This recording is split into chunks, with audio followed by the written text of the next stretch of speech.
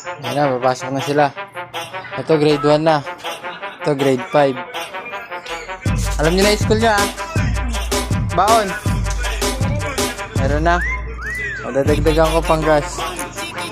O, ito pang gas niya 30. May tuti yan ah. Sige na, start mo na.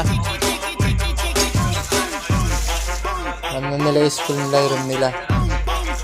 Galing na kami doon kanina. Doon na yung mga, doon na rin bag nyo. Tara, sige. Sige, sakay ka. Kami na start. Sige, ikat.